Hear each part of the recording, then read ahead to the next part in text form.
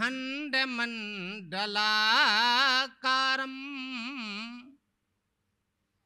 व्याप्तं येन चराचरं तत्पदं दर्शितं येन तस्मै श्री गुरुवे नमः। यो वार्यत पापेभ्यः सर्वदा सर्वमानवान् प्रयोजयति धर्मे च नित्यं गुरुवं पूज्यं नमामि तं। बंदहु गुरुपद कंजु कृपा सिंधु नर रूप हरि महामोह तम पुंज जासु वचन रवि कर निकर जरत सकल सुरवृंद विषम गरलो यही पान किए तेहि ना भजसी मन मंद को कृपाल शंकर सरीस। बोलिए श्री गुरुदेव भगवान। दर बार मिसचे सदगुरु के दुख दर्द मिटाए जाते हैं। दुनिया के सताए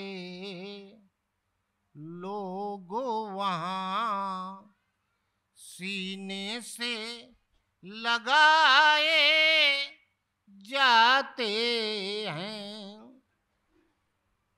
दरबार बहुत देखे हैं मगर तेरे दर सा कोई दर बार नहीं। और जब शीश झुका गुरु चरणन में तब जन के सिर कोई भार नहीं। दर बार में सच्चे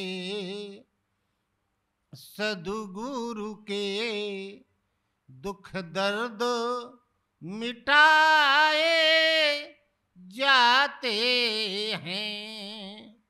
दुनिया के सताए लोग वहाँ सीने से लगाए जाते हैं।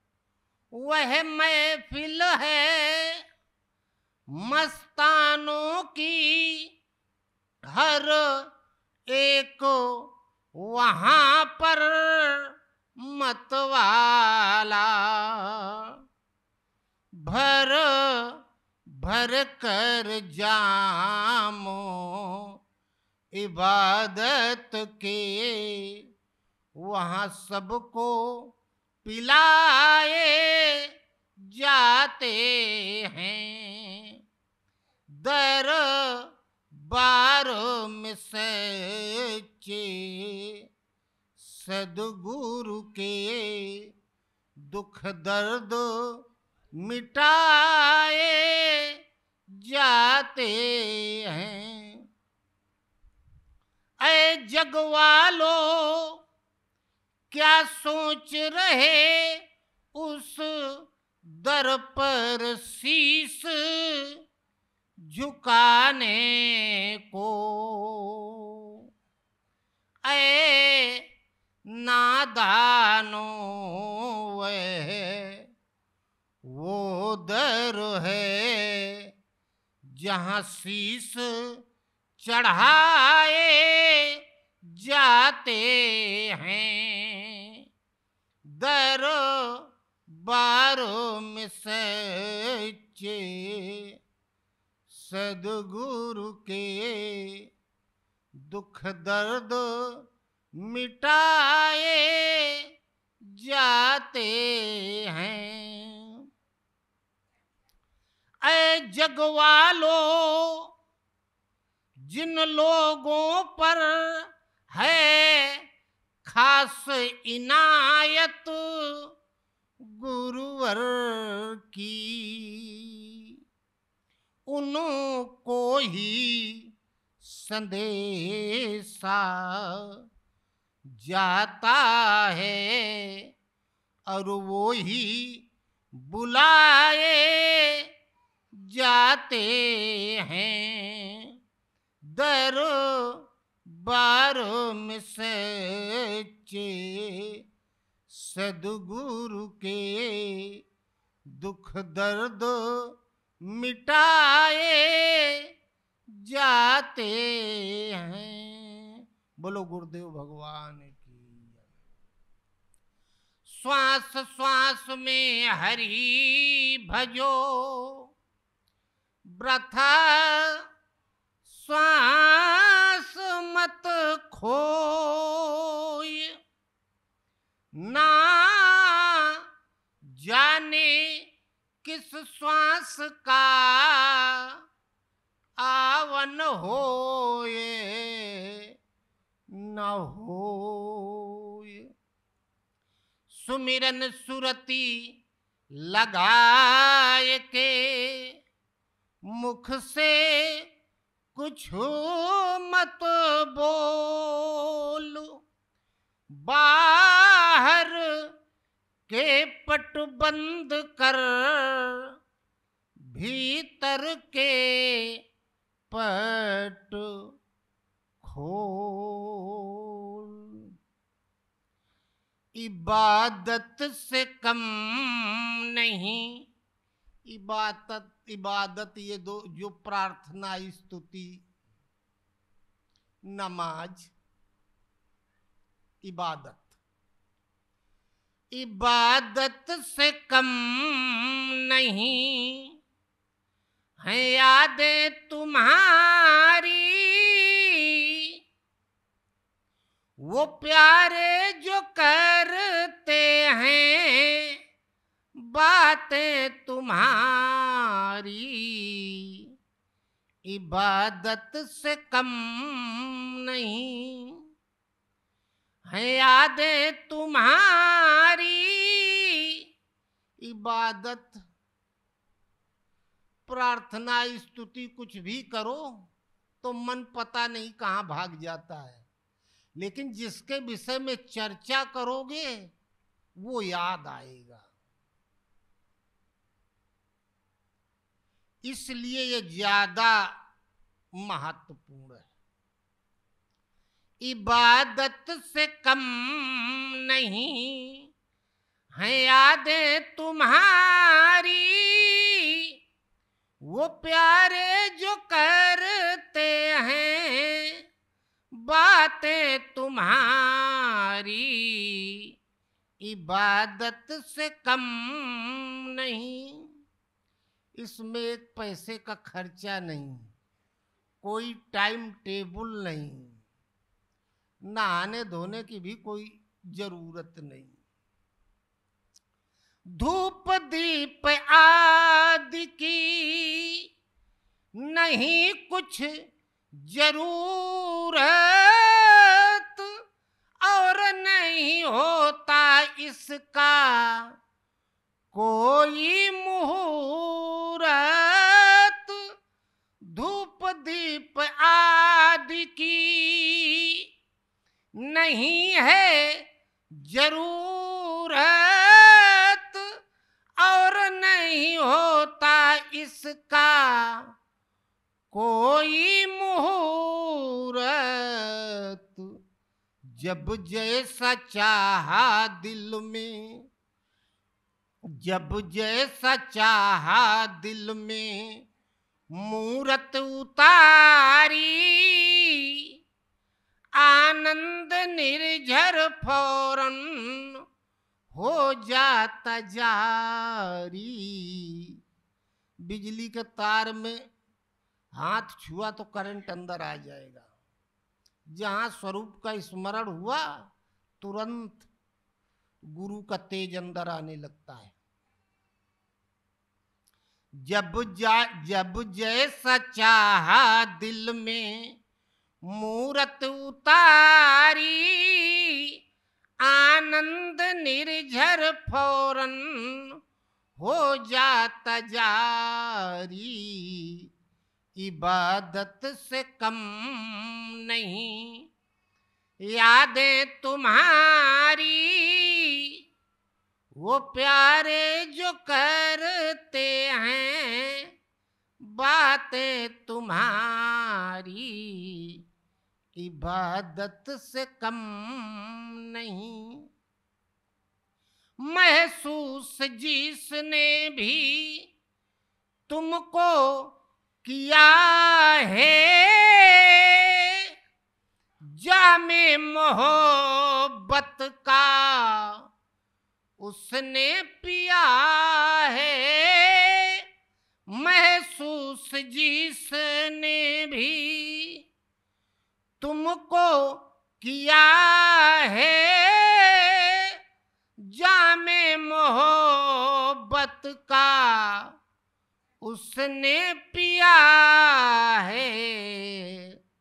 मस्ती की उस पर छा, मस्ती की उस पर छा जाती खुमारी। धवल चांदनी सी होती रात कारी कारी। इबादत से कम नहीं यादें तुम्हारी, वो प्यारे जो करते हैं बातें तुम्हारी। इबादत से कम नहीं। अंत में ये कवि कहता है, मोहन मूरत सामरी सूरत नैना बने विशाल। प्रभु आपका ये आकर्षक स्वरूप, लोग आपका ध्यान करते हैं, आपकी तस्वीर की पूजा करते हैं, गले में आपकी तस्वीर को धारण करते हैं, हृदय में आपके रूप को पकड़ते हैं। आप सबको अच्छे लगते हैं। कोई ऐसा भाग्यवान जरूर होगा जिसे आप अच्छे लगते होंगे, जो आपको अच्छा लगता होगा। और आप जिस पर खुश हो जाएं, उसके ऊपर फिर पूरी दुनिया निछावर हो जाती है। यूं तो अक्सर तुम सब ही को लुभाते हो, किंतु किसी किसी पे तुम खुद रीझ जाते हो। यूं तो अक्सर तुम सब ही को लुभाते हो, किंतु किसी किसी पे तुम खुद रीझ जाते हो। जीवन की बाजी अब तो, जीवन की बाजी अब तो उसने है मारी। कायल होती उस पर कायनात सारी। कायनात माने दुनिया। स्वामी जी के गुरु महाराज परमहंस महाराज, अरे जाने कितने गृहस्थ विरक्त चेला रहे होंगे। सब उनका भजन करते थे। परमहंस महाराज को जो जितना अच्छा लगा उसको उतना दिया। स्वामी जी उन्हें सबसे ज्यादा अच्छे लगे। आज जो स्वामी जी को दिया वो किसी को नहीं दिया। और परमहंस महाराज के सब चेला गोर रंग के रहे और स्वामी जी जैसे कोल डिपो से आए हों। परमहंस महाराज गोर रहे। सब कहें पता नहीं कर भुंजा कहां से आ गया। स्वामी जी को बड़ा खराब लगे, बोले कुछ ना, अंदर है अंदर।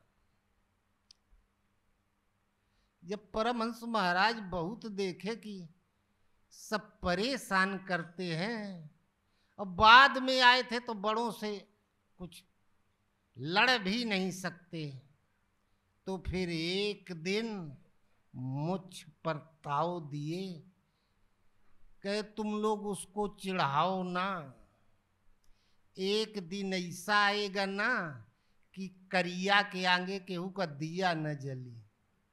आज वही है। यूं तो अक्सर तुम सब ही को लुभाते हो, किंतु किसी किसी पे तुम खुद रीझ जाते हो। जीवन की बाजी अब तो, जीवन की बाजी अब तो उसने है मारी, कायल होती उस पर कायनात सारी, इबादत से कम नहीं यादें तुम्हारी, वो प्यारे जो करते हैं बातें तुम्हारी। बोलो गुरुदेव भगवान की जय। कार्तिक में कर्म सभी नासा, ज्ञान जब उर में प्रकाशा, तो अपने आप रूप भाखा, उसी का लखो तमाशा। बढ़िया रामलीला हो रही हो, पूरी रात पता नहीं कब बीत गई, समय का पता ही नहीं चलता। गुरु महाराज का स्वरूप प्रकट होकर जब बात करने लगता है तो जिसे बैखरी मध्यमा पश्यंती परा कहा गया, उसी को नाम रूप लीला धाम, भजन लीला की स्थिति में पहुंचता है तो वो असली रामलीला होती है। अपने आप रूप भाखा, उसी का लखो तमाशा। तमाशा हो गया। तमाशा देखने लोग जाते हैं ना, और दिन भर तमाशा होता रहे तो देखते रहेंगे। यो जब तमाशा शुरू हो जाता रामलीला, बैठे कि 1 घंटा थोड़ा भजन कर ले, भी 1 घंटा टाइम है। बैठ गया तो होश है नहीं, पता नहीं कब 4-6 घंटा बीत गया। या खड़ा हो गया ध्यान करके तो खड़े 4-6 घंटा कब बीत गया। भगवान जबरदस्ती चलाते फिराते हैं, समय का पता ही नहीं चलता। कार्तिक में कर्म सभी नासा, ज्ञान जब उर में प्रकाशा। ज्ञान का मतलब थ्योरी नहीं, प्रैक्टिकल, प्रत्यक्ष जानकारी, जबानी ज्ञान नहीं। कार्तिक में कर्म सभी नासा, ज्ञान जब उर में प्रकाशा, तो अपने आप रूप भाखा, उसी का लखो तमाशा। आर पार हमरो नहीं, देश काल से अंत, मैं ही अखंडित एक हूं, सब वस्तु का तंत्र, मैं ही चेतन अविनाशी, लावनी सुन 12 मासी। ये परमहंस महाराज जी की, स्वामी जी के गुरु महाराज की 12 मासी है। गीता में भगवान कृष्ण कहते हैं, अर्जुन सेनापतियों में मैं कार्तिकेय हूं।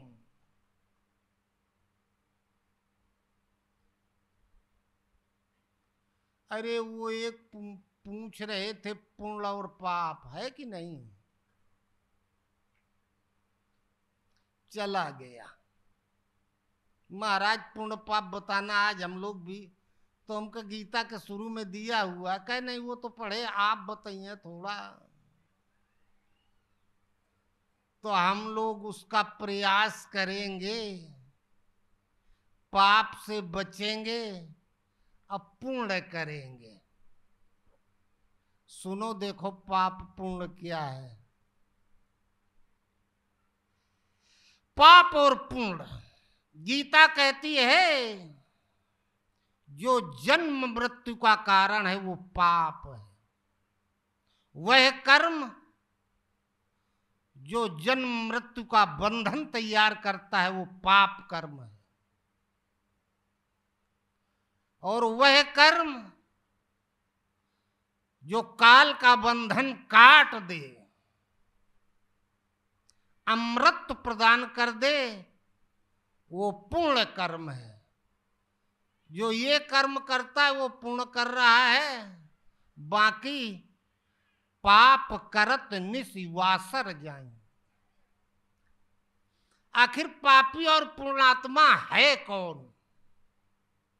गीता में भगवान कृष्ण कहते हैं, अर्जुन 4 अवस्थाएं हैं, ब्राह्मण, क्षत्रिय, वैश्य और शूद्र। ये 4 अवस्थाएं बताई साधक की। का अर्जुन शूद्र और वैश्य तथा नारी स्त्रियां पाप योनि है, पूर्णात्मा है तो ब्राह्मण क्षत्रिय। अब कितने पूर्णात्मा बचे? ना के बराबर। और जब स्त्रियां पाप योनि हैं तो स्त्रियां तो सबके घरों में होती हैं, ब्राह्मण क्षत्रियों के यहां भी होती हैं, और जब उनसे पैदा हुए उन पापिनियों से, तो वो धर्मात्मा कहां से हो गया? पापी से पापी ही न पैदा होंगे। गीता के अंत में स्वामी जी लिखे हैं, जो हमने यथार्थ गीता लिखी, ये है क्या?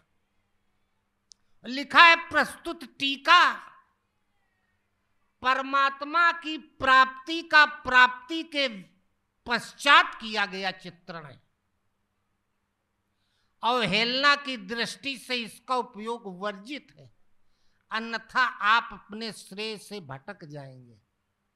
आगे स्वामी जी लिखे हैं, पीछे 2 पन्ना पीछे लिखे हैं कहीं, भगवान श्री कृष्ण जब अर्जुन को गीता सुना रहे थे उस समय उनके मनोगत भाव क्या थे, अर्थात वो अर्जुन को क्या बता रहे थे।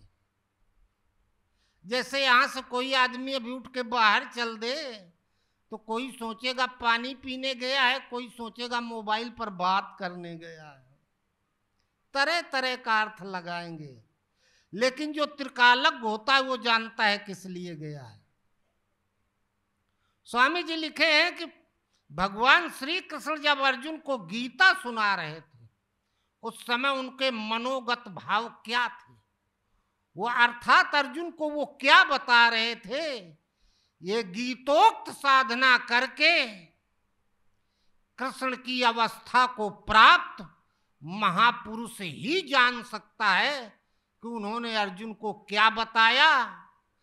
प्रस्तुत टीका इसी का उदाहरण है, इसी का स्वरूप है, ये स्वामी जी ने लिखा है। अब 4 अवस्थाओं में 2 अवस्थाएं हैं, शूद्र वैश्य और स्त्रियां नारी पाप योनि है, ये पाप करते हैं। बाकी दो धर्मात्मा हो गए, पूर्णात्मा हो गए, बाकी ये सब पापी हो गए। अब पाप बंदो गुरु पद कंज, भजन एक परमात्मा का किया जाता है चारों अवस्थाओं में। पहली श्रेणी है शूद्र श्रेणी, ये जातियां नहीं है, समझो है क्या, ये तो एक आडंबर खड़ा कर दिया गया। इसमें गिने चुने लोग आते हैं, पूरी मानव जाति भी नहीं आती। पहली श्रेणी है शूद्र श्रेणी, जिसे ब्राह्मण क्षत्रिय वैश्य शूद्र कहा गया। इसी को कौआ कोयल बगुला हंस कहा गया। इसी को अति उत्तम उत्तम मध्यम और निकृष्ट कहा गया। इसी को सतयुग त्रेता द्वापर और कलयुग कहा गया। पहली श्रेणी है शूद्र की श्रेणी।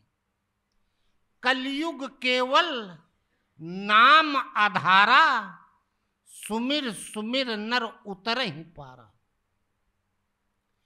कलयुग में केवल एक आपका आधार है, नाम, राम राम, ओम ओम ओम, और गुरु, गुरु महाराज का नाम।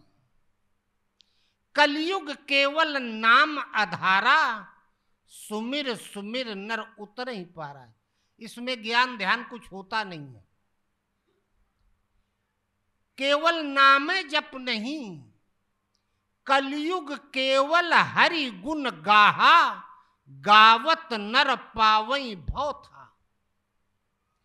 कलयुग में केवल हरि गुण गाहा, हरि के गुणों को आप ग्रहण करें,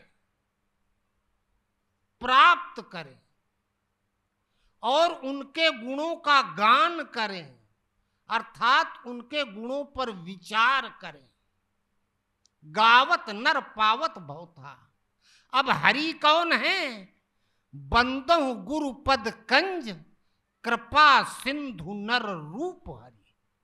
गुरु जो नर के रूप में, मनुष्य के रूप में स्वयं हरि अवतरित हुए हैं, वही हरि गुरु भगवान परमात्मा सदगुरु, ये पर्यायवाची शब्द है। कबीरा वो नर अंध हैं जो गुरु को कहते हो।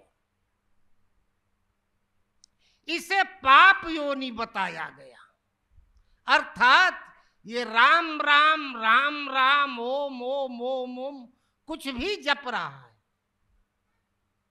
लेकिन मन में अनंत इच्छाएं भरी हुई है। मन भाग के जाएगा तो कहां जाएगा?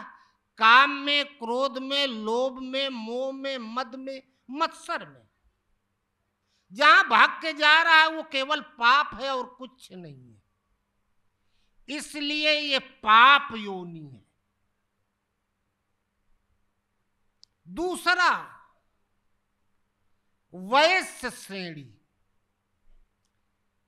इसमें द्वापर कर रघुपति पद पूजा, नर भव तरहि उपाय न दूजा। ये वैश्य श्रेणी है। इसमें रघुपति के पद की पूजा की जाती है। पैर, भगवान का पैर, जब भगवाने नहीं दिखाई दिए तो पैर कहां से दिखाई दे जाएगा? कृपा सिंधु नर रूप हरि, जो नर के रूप में स्वयं हरि अवतरित हुए हैं, उन गुरु के चरण की पूजा की जाती है। और स्त्रियां नारी, चित्तवृत्ति ही नारी है। ये माई बहने नहीं, जिसके अधीन पूरा जीव जगत है। मनुष्य, पशु, पक्षी, जीव जंतु जितने हैं सब अपनी चित्त वृत्ति के अधीन है। नारी विवश नर सकल गुसाई, नाचई नट मरकट की नहीं। अर्थात हर जीव, ये माताएं नहीं, अपनी इच्छा शक्ति के अधीन है, और वही उसको नचाती है, रात दिन दौड़ाती है, घुमाती है। इच्छा जाएगी कहाँ? तपस्या के लिए इच्छा नहीं होगी, जब होगी तो इसी काम क्रोध लोभ मोह की। इसलिए ये पाप योनि है, ये पाप करवाती है, चित्त वृत्ति, इच्छा शक्ति। वैश्य श्रेणी द्वापर कर रघुपत पद पूजा, नर भव तरहि उपाय न दूजा। पद पूजा द्वापर, ये वैश्य श्रेणी है। भजन की विधि का जागृत होना, जहां विधि जागृत हुई, द्वापर ये बता दिया गया, ओम ओम ओम जपो जबान से, जोर जोर तो बेखरी हो गया, कंठ से जपो तो मध्यमा हो गया, श्वास देखो तो पश्चंती हो गया, एकदम शांत तो परा हो गया। ये हम लोग बताते हैं अभ्यास करने के लिए। ये बेखरी मध्यमा पश्चंती परा कुछ नहीं है। कलयुग केवल हरि गुण गा। जिस दिन से, जिस क्षण से गुरु के गुण आपके अंदर उतरने लगे, ग्रहण होने लगे, आपके अंदर उतरने लगे, तब आप शूद्र हैं। इसके पहले तो भगतहीन बिरंच किम होई, सब जीवन सम प्रिय मोहि सोई। भगवान कहे जैसे हाथी घोड़ा उल्लू और गधा, वैसे मनुष्य। वो भी अपने पेट के लिए रात दिन दौड़ते हैं, ये भी अपने पेट के लिए दौड़ रहा है, और है क्या? कुछ भी नहीं। जिस दिन से गुणों को आप ग्रहण करने लगे, गुण क्या उनका? विवेक, वैराग्य, सम, दम, प्रज्ञा और तेज, इसको आप ग्रहण करने लगे, तब आप शूद्र। शूद्र का मतलब अल्पज्ञ, शुभ परमात्मा उसके प्रति द्रवित हुआ, लालायित होके लग गया। जहां लगा गुण अंदर आए, तो द्वापर कर रघुपत पद पूजा, नर भव तरहि उपाय न दूजा। विधि जागृत हो गई। जहां विधि जागृत हो गई तो वैश्य श्रेणी, इस श्रेणी में चरण आ जाता है अंदर। लेकिन ये श्रेणी भी पाप योनि है, इसमें भी पाप होता है, पूर्ण नहीं हो पाता है। द्वापर कर रघुपत पद पूजा, नर भव तरई उपाय न दूजा। जहां गुरु का चरण हृदय में आया, चित्त के अंतराल में अवतरित हुआ, दैवी संपत्ति बढ़ने लगी। वैश्य श्रेणी है।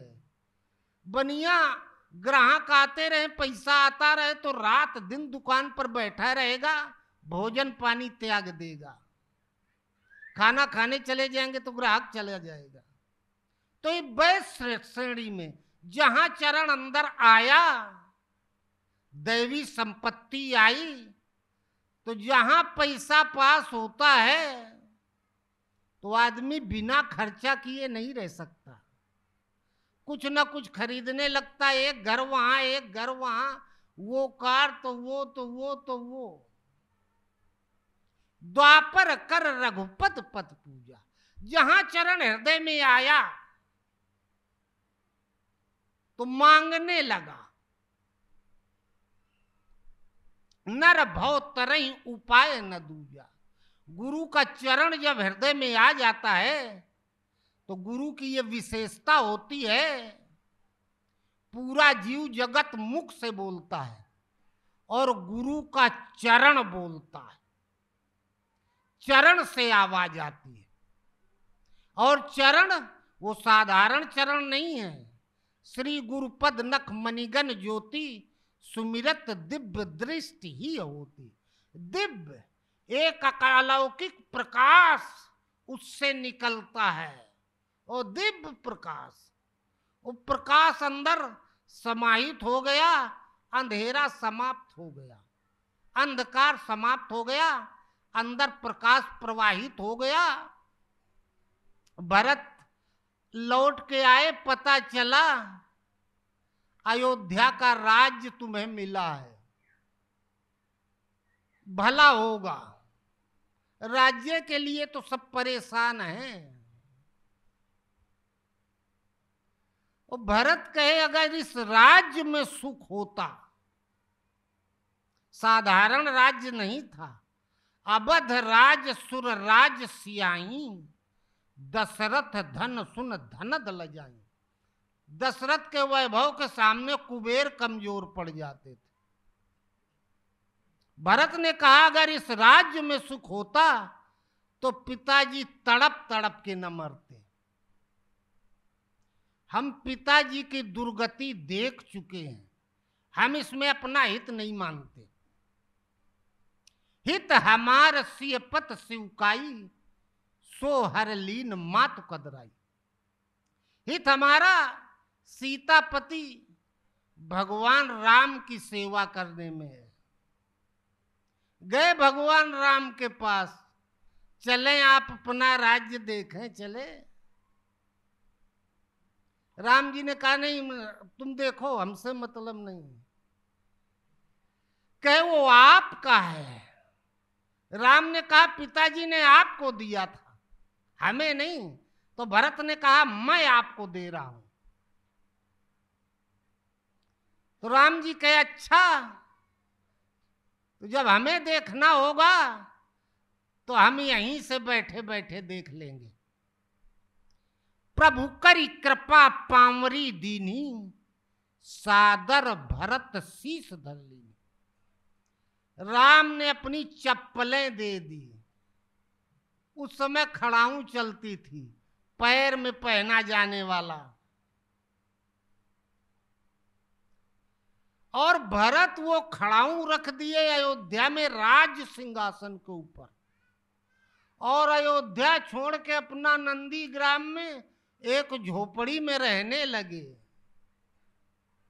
राम चित्रकूट में, खड़ाऊं अयोध्या के सिंहासन में, और भरत नंदी ग्राम में। और सिंहासन से खड़ाऊं बोलती थी, नंदी ग्राम में भरत को सुनाई पड़ता था। खड़ाऊं बताती थी ये ठीक है, ये खराब है, ऐसा ऐसा। मंत्रियों को बुला के बता दे, जाओ उधर देख लेना जाके, वहां थोड़ा गड़बड़ दिख रहा है हमें। वो खड़ाऊं बताती थी। तो गुरु का चरण बोलता है। ये वैश्य श्रेणी को पाप योनि इसे इसलिए बताया गया, जितने जन्म लेना पड़ेगा, 1000, 2000, 4000, 50,000 पार होने में, इन्हीं दो श्रेणियों में लेना पड़ता है, शूद्र श्रेणी और वैश्य श्रेणी। जहां साधक क्षत्रिय श्रेणी में प्रवेश किया, पार हो जाएगा। क्योंकि शूद्र श्रेणी कलयुग, इसमें हमें सिर्फ गुरु महाराज के आदेश का पालन करना है। आदेश के अंतर्गत हैं, लक्ष्मण रेखा के अंतर्गत है तो सुरक्षित है। आदेश के बाहर गए, रेख लांग से बाहर जाई, विधिवश कर्म काल कठिनाई। दूसरा द्वापर, भगवान कृष्ण ने कहा मैं युद्ध नहीं करूंगा, हाँ रथ का संचालन करूंगा। चाहे जितने अस्त्र शस्त्र चलें, हम तुम्हें पार कर देंगे। जब तक हमारे हाथ में रथ की बागडोर है, वो भीष्म द्रोण कर्ण के दिव्यास्त्र हम रथ तक नहीं आने देंगे, हटा देंगे रथ को वहां से। लेकिन मैं युद्ध नहीं करूंगा। नहीं लड़े भगवान कृष्ण, लेकिन बचा ले गए, पूरा महाभारत जितवा दिए। इन्हीं दो श्रेणियों में जन्म लेना पड़ता। क्यों? द्वापर कर रघुपति पद पूजा, नर भव तरहि उपाय न तूजा। पूजा का मतलब क्या होता है? पूजा का मतलब, आप मंदिर में पूजा करने जाते हैं, फूल चढ़ाते हैं, पत्ती चढ़ाते हैं, जल चढ़ाते हैं, मिठाई चढ़ाते हैं, रुपया पैसा चढ़ाते हैं, इसका नाम है पूजा। अगर वहां से आप शंख घड़ियाल उठा के चल दिए तो पूजा नहीं हुई, तो चोरी हो गई। द्वापर कर रघुपति पद पूजा, जहां चरण पकड़ में आया तो भगवान से मांगने लगते हैं। जो मांगोगे मिलेगा। अर्जुन मुझे भजकर लोग स्वर्ग तक की कामना करते, मैं देता हूं। छीणे पूर्णे मृत्यु लोके विसंति। है कौन? अर्जुन ने कहा शिष्यस्ते हम ताम साधि मम प्रपन्न। गुरु महाराज।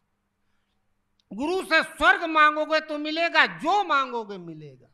लेकिन जितना आपने साधना सेवा सुमिरन करके पूंजी इकट्ठा की थी, वो आपकी उसी जगह खत्म हो गई।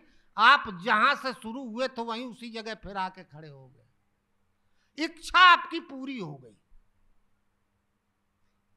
इस जगह पर। इसीलिए इन दो श्रेणियों में जन्म लेना पड़ता है। भटकाव होता है, काक भुसुंड को 1000 जन्म लगे, इन्हीं दो में भटकना पड़ता है। और पूजा का मतलब होता है चढ़ाना।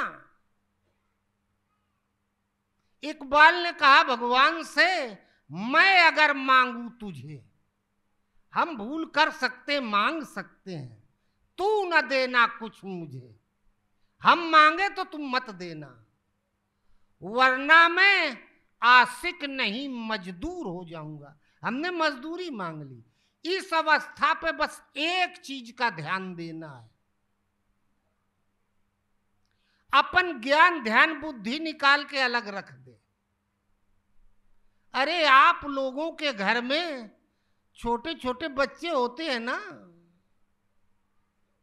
बड़ा लड़का है 25-50 साल का, और सर्दी आ रही है, पैसा लेके गया बाजार से, बढ़िया बढ़िया गर्म कपड़ा खरीद लाया।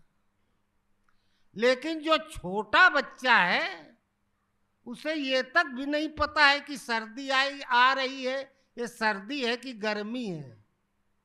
उसकी व्यवस्था माता पिता स्वयं करते हैं और समय के पहले करते हैं। और जो सयान है उसको तो जब जाड़ा लगता है तब खरीदने जाता है।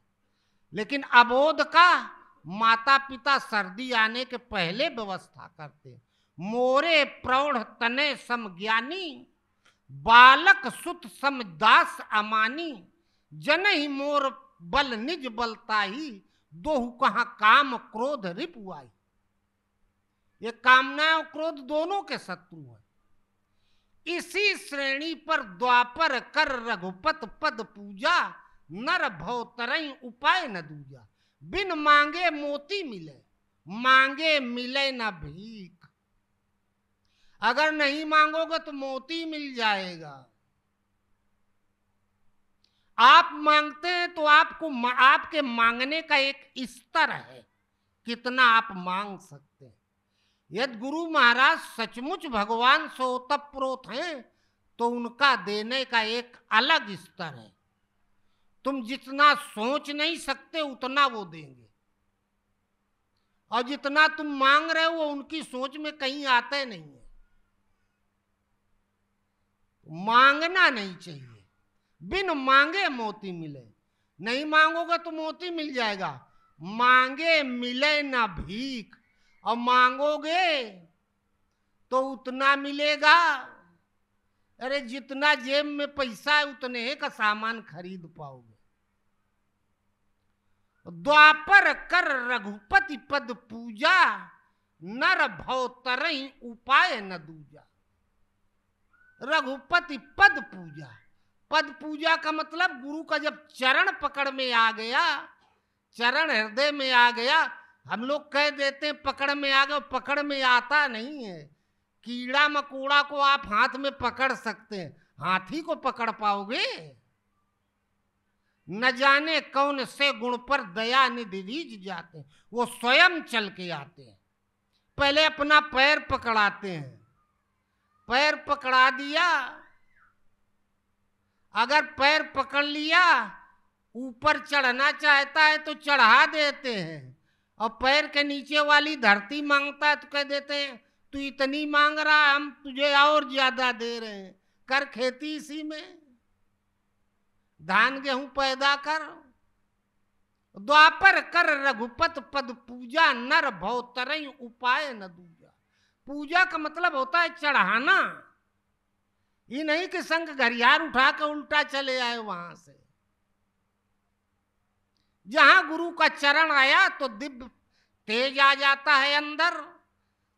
बंदव प्रथम महीसुर चरना, मोह जनित संशय सब हरना। मोह से उत्पन्न सारे संदेहों को दूर करने की अवस्था इस चरण में होती है, लेकिन हम वही मांग बैठे, इसीलिए इसमें समय अधिक लगता है, अनंत जन्म लग जाते हैं। अरे जब हम गुरु महाराज के हो ही गए, गरज हुई 1000 बार, अपनी इज्जत प्यारी होगी तो व्यवस्था करेंगे। नहीं, हजारों लाखों लोग परेशान हो, मैं एक आंख हमाऊं सही, चलो उनकी गरज होगी तो करेंगे। ये जहां भाव आया तो फिर आप जो साधना कर रहे हैं वो आपकी सुरक्षित हो गई। परमहंस महाराज बुद्ध भिक्षावृत्ति से भजन किए। परमहंस महाराज जंगल में चले जाएं, स्वामी जी कहे महाराज आप मांगे नहीं भोजन पानी, कहे नहीं हो, हम ये सोचा करते थे हमने घर द्वार भगवान के लिए छोड़ा है, अब हमें इससे हल नहीं जोतना है, बाल बच्चों की परवरिश नहीं करना है, सिर्फ भगवान का भजन करना है।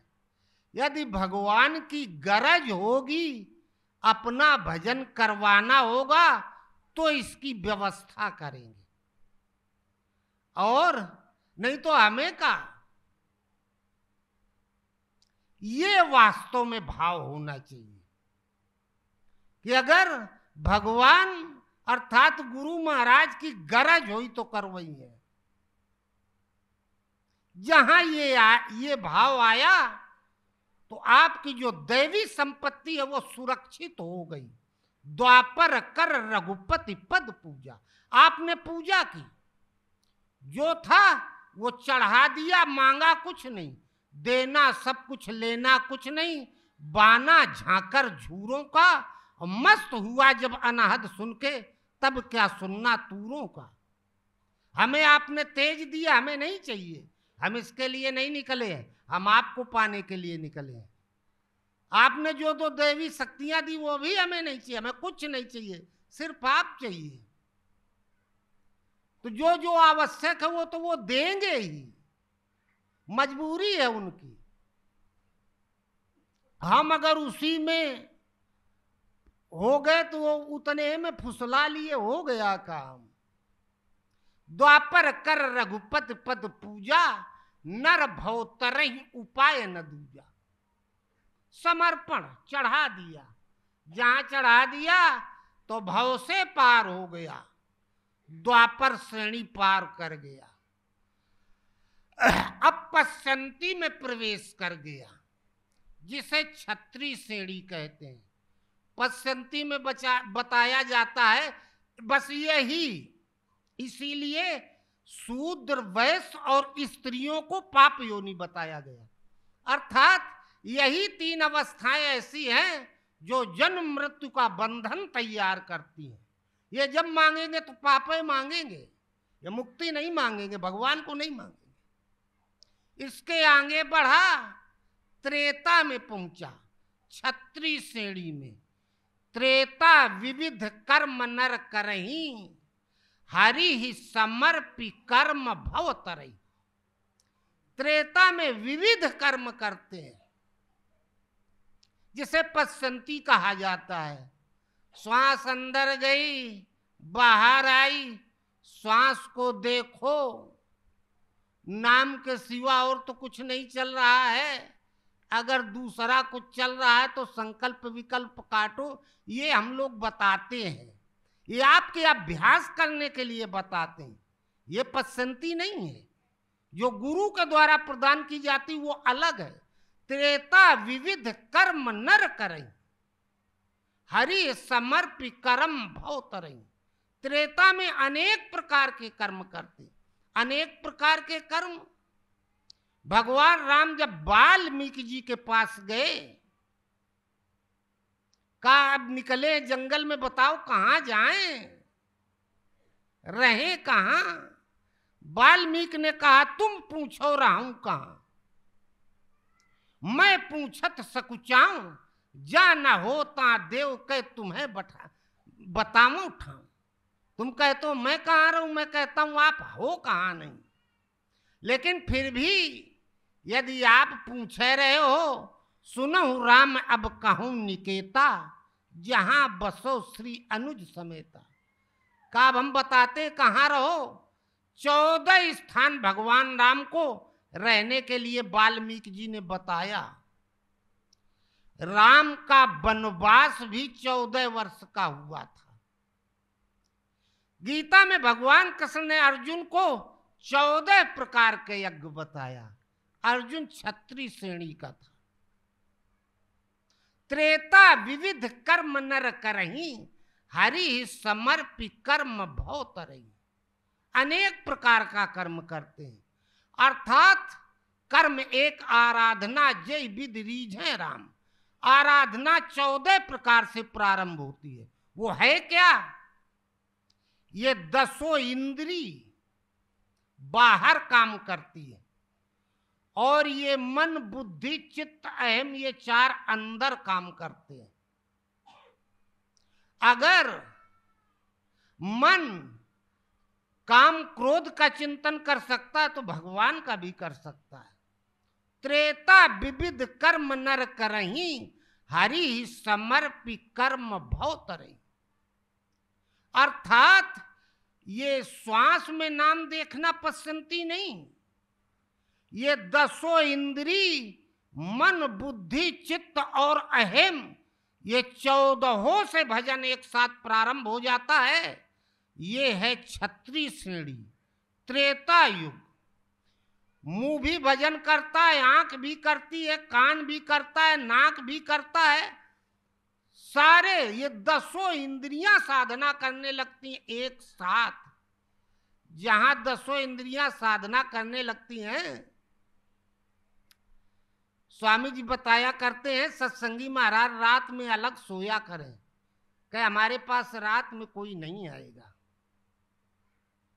और स्वामी जी 4 बजे उठे, 3 बजे भजन उठे होंगे, भजन करने बैठना था, देखे सत्संगी महाराज सो रहे हैं। स्वामी जी के गुरु महाराज परमहंस, उनके गुरु महाराज, स्वामी जी ने जूता चप्पल उतार के दबे पांव पंजा के बल जाके पास प्रणाम करके लौट आएंगे, उनको डिस्टर्ब नहीं होगा। स्वामी जी बताते हैं जब हम पास पहुंच गए, 2-3 फुट रह गया, तो सत्संगी महाराज के रोम रोम से राम राम राम निकल रहा था। परमहंस महाराज ओम नाम का जप करते थे, सत्संगी महाराज राम नाम। तो त्रेता विविध कर्म नर करही, हरि समर्पि कर्म भव तरही। ये क्षत्रिय श्रेणी है, जहां बाहर 10 इंद्री, अंदर मन बुद्धि चित्त और अहम, ये 14 अंगों से भजन प्रारंभ हो जाता है। और जहां 14 अंगों से भजन प्रारंभ होने लगता है, तो रोम रोम से ओम ओम ओम निकलता है, राम राम राम निकलता है। त्रेता विविध कर्म नर करई, हरि समर्पि कर्म भव तरई। जो पाया इष्ट को समर्पित कर दिया। जहां समर्पित किया तो आ गया सतयुग, सब जोगी विज्ञानी, कर हरि ध्यान, तजई भव तरई भव प्राणी। सतयुग में पहुंच गया, ब्राह्मण श्रेणी में। अहम माने हम, ब्रह्म माने परमात्मा। परमात्मा अंदर आ गए तो ब्राह्मण श्रेणी, सतयुग। अंदर असत्य समाप्त हो गया, ब्रह्म सत्यम जगत मिथ्या। संसार जो असत्य था, मिथ्या था, वो समाप्त हो गया। पूरा सत्य अर्थात परमात्मा से ओतप्रोत हो गया। पूरा हृदय रोम रोम में भगवान समाहित हो गए, भगवान को पा गया। अभी भगवत स्वरूप में परिवर्तित होना बकाया है। भगवान को तो पा लिया, परा हो गया, प्रकृति से परे हो गया, क्योंकि परमात्मा प्रकृति पार प्रभु सब उर्वासी। ये प्रकृति से परे हो गया। सतयुग सब योगी विज्ञानी, ये योगी हो गया। योगी कौन है? जोगी जटिल अकाम मन, नगन अमंगल वेश। भगवान शंकर गुरु हो गया, जोगी हो गया, जटिल जटाधारी हो गया, अकाम मन कामनाओं रहित हो गया, नगन कपड़ा पहने चाहे न पहने, नगन अमंगल वेश, कोई मंगल वेश नहीं कि बढ़िया बाल वाल कंगा अंगा करके और कायदे का कपड़ा, रे ऊट पटांग, थोड़ा तन ढक लिया मर्यादा। तो सतयुग सब योगी विज्ञानी, कोई एक व्यक्ति नहीं, हजारों लाखों करोड़ों अरबों जितने करेंगे सब एक साथ पा जाएंगे। ये योगी है, विज्ञानी है। विज्ञान का मतलब बेज्ञान का ज्ञान, विशेष ज्ञान, अपौरुषेय वाणी। गावत ब्रह्मादिक मुनि नारद, वाल्मीक विज्ञान विशारद, सुख सनकादि शेष अरुसारद। इसी श्रेणी में आ गया। गावत संतत शंभु भवानी, अरुघट संभव मुनि विज्ञानी, व्यास आदि कर विवर्ज बखानी, विश्वामित्र भोजन कर मुनिवर विज्ञानी, लगे कहन कछु कथा पुरानी। ये विज्ञान, आध्यात्मिक साइंस। सतयुग सब योगी विज्ञानी, कर हरि ध्यान तरई भव प्राणी। ये योगी हो गया, विज्ञानी हो गया। तो पाप जो जन्म मृत्यु का कारण है, वो है पाप। जो इससे काल का बंधन काट दे, अमृत प्रदान कर दे, वो कर्म पूर्ण कर्म है। और ये तीन अवस्थाओं में पाप होता है। ये केवल गृहस्थ और विरक्त साधक के लिए है। बाकी पूरी दुनिया के लिए, संसार के लिए वो इसकी सीमा में आते ही नहीं है पाप और पुण्य की। वो तो बस वो भगतहीन बिरंच किम होई, सब जीवम संप्रीम हुई सोई। वो भगवान के लिए जैसे हाथी घोड़ा उल्लू गधा कीड़े मकोड़े भगवान कहते हैं, वैसे ही हमारे लिए वो भी है। केवल जीवन यापन तक सीमित है। और यदि साधना की लाइन नहीं पकड़ा तो मनुष्य उनसे भी ज्यादा गिरा गुजरा है। पशु पक्षियों में एक समय होता है जब उनके बाल बच्चे होते हैं, मनुष्य के तो 12 महीने होते हैं। पशु केवल भरपेट खा लिया तो शांत होके सो गया, फिर भूख लगेगी तो उठ के जाएगा शिकार करने या चरने। और मनुष्य 24 घंटा शिकार करता, खाएगा भले 2 रोटी। ये पाप पुण्य की परिभाषा बताए, थोड़ा कठिन। प्रसाद बांटो, तुरंत बांटो। जो पूछा रहा वो गायब है।